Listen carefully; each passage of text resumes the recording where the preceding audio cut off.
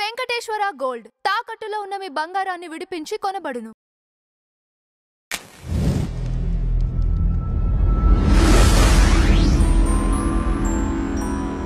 చుట్టుపక్కల మనం కొన్ని దేశాలు గమనించినట్టయితే మత ప్రాతిపదికనే అంటే ఎప్పుడైతే రాజ్యాంగంలో అది ఇన్బిల్డ్ అయినప్పుడు అక్కడ డెవలప్మెంట్ కావచ్చు లేకపోతే హింసకి ఎక్కువ ప్రాధాన్యతనిచ్చినవి మన సరౌండింగ్ చూస్తున్నాం.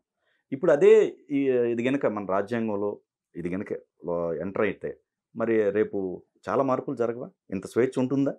అంటే రాజ్యాంగంలో మతాన్ని చేరిస్తే హింస జరుగుతుంది, డెవలప్మెంట్ ఉండదు అనేది ఒక జనరల్ స్టేట్మెంట్. ఓకే, అయితే ఏ మతాన్ని అనేది క్వశ్చన్ మార్క్ ఇక్కడ. ఓహో, ఓకే. అన్ని మతాలు ఒకటి చెప్పవు కదా, అన్ని మత సిద్ధాంతాలు ఒకటిగా లేవు. నిజంగా రాజ్యాంగంలో ఒక మతాన్ని చేరిస్తే గుడ్డి నమ్మకాలు పెరిగిపోవటం.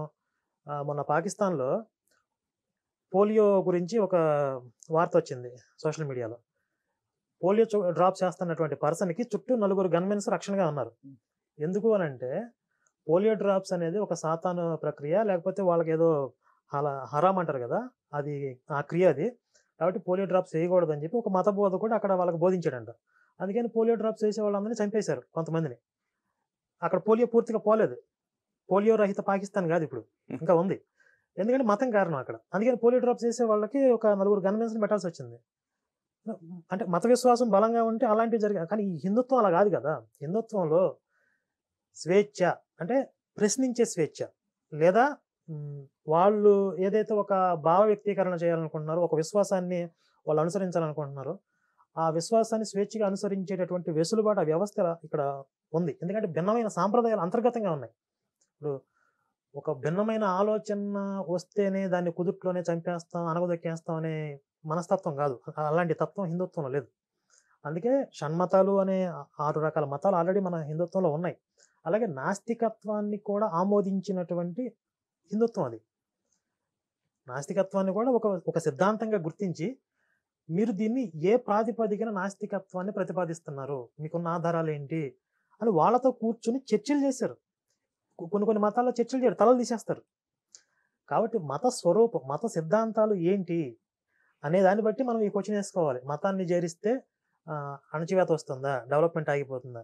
కాబట్టి నాస్తికత్వాన్ని ప్రశ్నించే తత్వాన్ని కూడా హిందుత్వం ఆమోదిస్తుంది. కాబట్టి ఇక్కడ మేము కోరుకునేది ఏంటి, హిందూ విశ్వాసాలని గౌరవించే వాళ్ళు భారతదేశంలో స్వేచ్ఛగా ఉండొచ్చు, చక్కగా ఉండొచ్చు, మాకే అభ్యంతరం లేదు.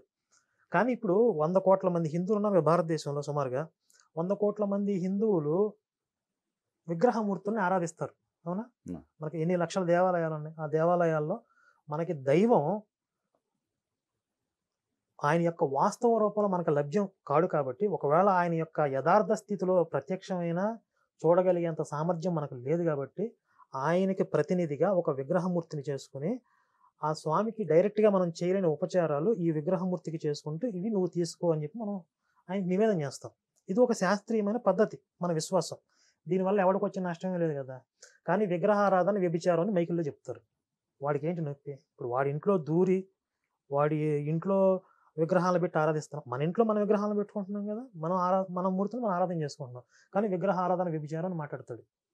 వాడికి ఎవడిచ్చాడు రైట్స్ అసలు? ఇప్పుడు ఇతర మత విశ్వాసాలను కించపరచు రాజ్యాంగం చెప్తుందిగా. కానీ ఆడేమంటాడంటే నా మతంలో ఉంది కాబట్టి నేను చెప్తాను అంటాడు. ఆడి మత గ్రంథంలో ఇతర మత విశ్వాసాలను కించపరిచేలాగా రాసుకున్నాడు. రాసుకున్నంత మాత్రాన రైట్స్ వచ్చేసినట్లేనా? అంటే నువ్వు నీ మత గ్రంథాన్ని ఫాలో అవుతావా, రాజ్యాంగానికి ఒబిడియంట్గా ఉంటావా? నీ మత గ్రంథంలో ఇతర మతస్థులను చంపేమని ఉంది కాబట్టి నేను చంపేస్తానంటే సరిపోతుంది. వాళ్ళు తీవ్రవాదులు అంటున్నాం కదా ఈరోజు. ఇప్పుడు నా మత గ్రంథంలో చంపేమని ఉంది కాబట్టి నేను చంపేస్తానని చెప్తున్నాడు. వాళ్ళు పట్టుకుని కాల్ చేస్తున్నారు లేదా? అలాగే నా మత గ్రంథంలో విగ్రహారాధన వ్యభిచారం ఉంది కాబట్టి నేను ప్రకటించుకుంటానంటే వాడిని కూడా అరెస్ట్ చేయాలి. అది ఈ దేశంలో మెజారిటీ హిందువుల మనోభావాలు గాయపరిచే విధంగా ఉంది కాబట్టి నువ్వు ప్రకటించేది. తీవ్రవాదులను ఎలా పరిగణిస్తారో ఈ విధంగా విగ్రహారాధన వ్యభిచారం పిచ్చి పిచ్చి కోతలు పూసే వాళ్ళని కూడా ఖచ్చితంగా వాళ్ళని తీవ్రవాదులతో సమానంగా చూడాలి. తీవ్రవాదుల మీద ఎలాంటి చట్టాలు ప్రయోగిస్తారో వీళ్ళ మీద కూడా అలాంటి చట్టాలు ప్రయోగించాలి. అలాంటి చట్టాలు ప్రయోగించాలంటే ఇది హిందూ దేశం ప్రకటించబడాలి. ఇది హిందూ దేశం. ఈ దేశంలో మెజారిటీ 100 కోట్ల మంది హిందువులు విగ్రహారాధన చేసుకుంటారు. దీన్ని సహించేవాళ్ళు గౌరవించకపోయినా పర్వాలేదు, మీరు గౌరవించడం రెస్పెక్ట్ చేయటం. కానీ రాజ్యాంగం పరమత సహనం కలిగి ఉండండి అని చెప్తుంది. సహనం కలిగి ఉండడం అంటే నీకు ఇష్టం లేదు, నీకు విశ్వాసం లేదు, కానీ వాళ్ళు మనల్ని వదిలేయాలి, వాడి జోలికి నువ్వు పోవద్దు. ఈ సహనం కలిగిన వాళ్ళు ఈ దేశంలో ఉండండి. ఇది హిందూ దేశంగా ప్రకటించినప్పుడు అది సాధ్యమవుతుంది. అంటే హిందువుల అస్తిత్వం ప్రమాదంలో ఉందని నేను చెప్తాను, ముందు చెప్పాను కదా. ఏ విధంగా అంటే, ఒకటి భౌతికంగా హిందువులు లేకుండా చేయాలి అనేది ఒకటి ప్రయత్నం, హిందూ విశ్వాసాలని కించపరుస్తూ ఆ విశ్వాసాలను లేకుండా చేయాలని ఇది ఒక ప్రయత్నం. కనుక ఈ హిందువులు, హిందుత్వము, హిందూ విశ్వాసాలు సురక్షితంగా ఉండాలి అంటే భారతదేశం హిందూ దేశంగా ప్రకటించాలి.